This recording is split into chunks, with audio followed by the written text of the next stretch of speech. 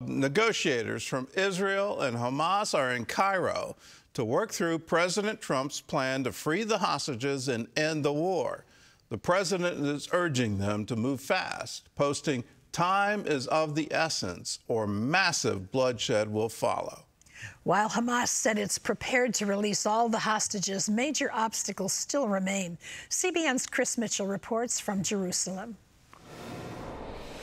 Secretary of State Marco Rubio told Fox News Sunday he's hopeful the hostages may be coming home. I think that we are the closest we have been in a very long time to having no hostages held by Hamas, either living or deceased.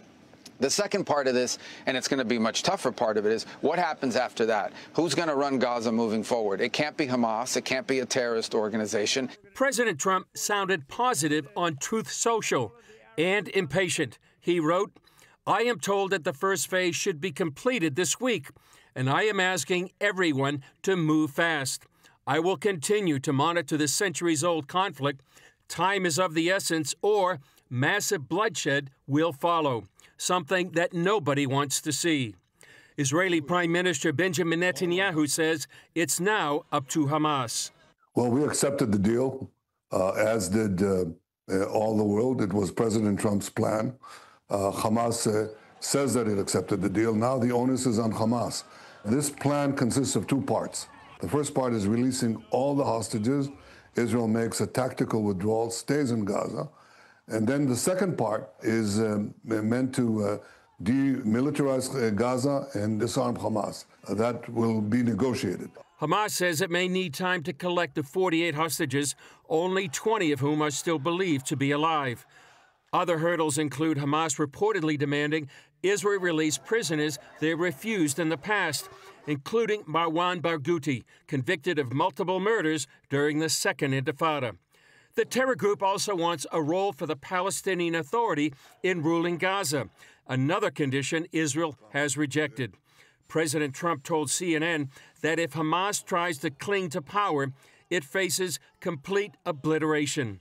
Retired IDF General Amir Avivi tells CBN News he believes the tables turned against Hamas during the last meeting at the White House. This is exactly what happened in Washington, a realization globally that it's game over, Hamas lost. Even if we don't see yet Hamas laying down the weapons, already lost. The IDF is controlling 80% of Gaza completely. 900,000 people left the city, and the city is surrounded. Hamas is done. Chris Mitchell, CBN News, Jerusalem.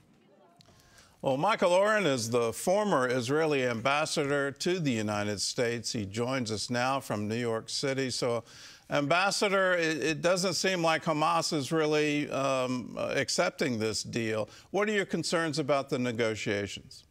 Good morning. Always good to be with you, Gordon. The concerns was that Hamas will drag its feet, as it always will, and that Hamas will overplay its hand, and I'll explain. The president has given a deadline, more or less, of this week, where Hamas has to agree to release all of these hostages, living and deceased, and Hamas will then demand a quid pro quo. What is Israel willing to give? How many of these murderers is Israel willing to release from its prisons? But most importantly, from Hamas, will the world allow Hamas to keep its guns, and will the world allow Hamas to remain in Gaza? Now, according to the 20-point plan of President Trump, Hamas has to give up its guns. Hamas has to leave Gaza. So the question is, Hamas is going to try to water down those 20 points as much as it can. And even if, the president has given Hamas a chance to surrender or live, Hamas will overplay its hand by trying to exact further concessions. Well, they've already said that they'll never lay down their weapons. That was just within the last 30 days. And you look back on their charter, their very reason to exist is to wipe Israel off the map. So how can they ever even come to a peace agreement with Israel? How can they agree to cease hostilities given that ideology? They can't. It's contrary to their DNA. What they can do is disguise it for a while. Now they're saying they want to keep their defensive weapons. They'll give up the rockets, so the rockets they have, but they want to keep their rifles. They want to keep their Kalashnikov AK-47 rifles, which they call defensive weapons. And they want to have a role in post-war governance of Gaza, which is supposed to be a technocratic Palestinian government. They want to have Hamas members as part of that technocratic Palestinian government. They're going to negotiate for this. They're going to try to extract concessions because everybody, Israel and the United States, desperately wants to see these hostages released. And Hamas realizes that. They understand how much we want those hostages back.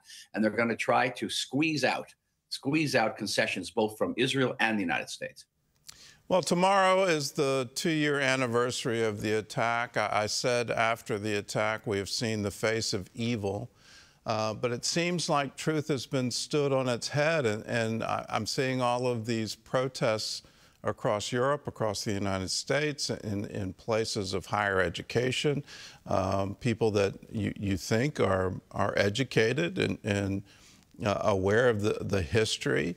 What's at stake here for Israel? It seems that the military war is being won, but the propaganda war is being lost.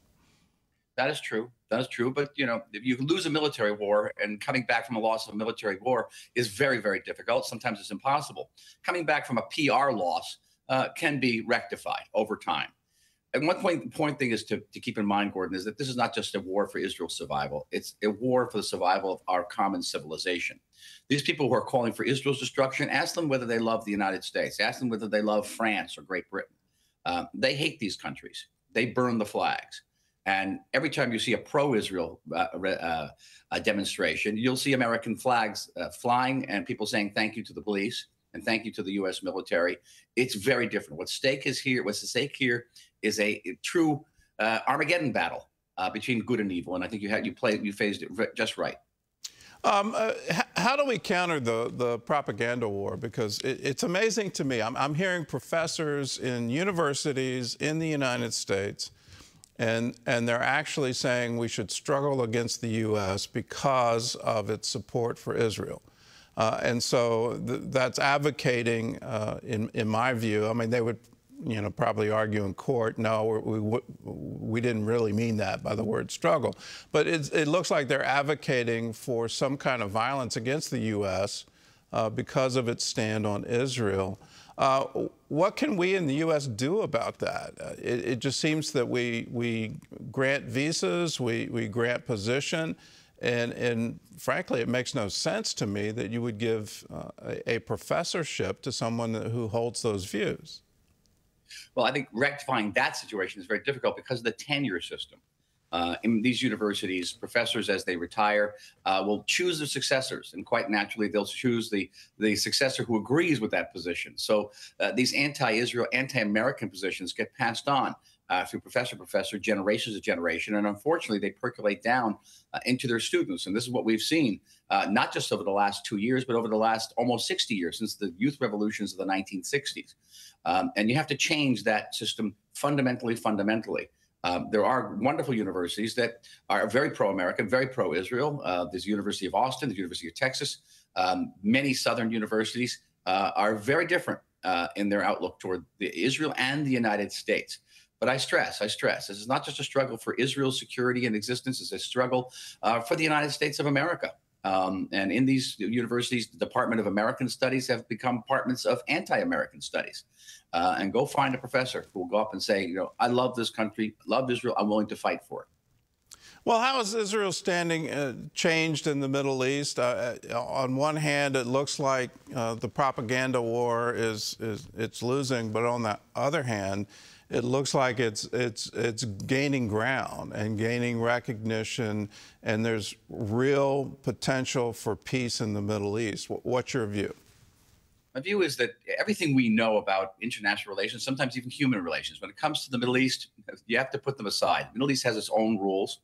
And in the Middle East, people respect what they call the strong horse. They don't respect the weak horse. And yes, Middle Eastern governments will criticize Israel's conduct of this war in Gaza and on other fronts. They have public opinion, even if they may not be democratic countries. But they will respect Israel if it shows strength. If Israel prevails over Hamas, you will see that the Abraham Accords forged by President Trump during his first term will expand. And you will see peace between Israel and Saudi Arabia. I believe is possibly peace between Israel and Lebanon, even peace between Israel and Syria. And through the Saudi peace, the Saudi government is the most prestigious in the Muslim world. You could have peace between Israel and the largest Muslim countries in the world, which are Indonesia and Pakistan. Well, I pray for that future, and I look forward to it. You left Iran off that list. Is there any hope for peace with that country?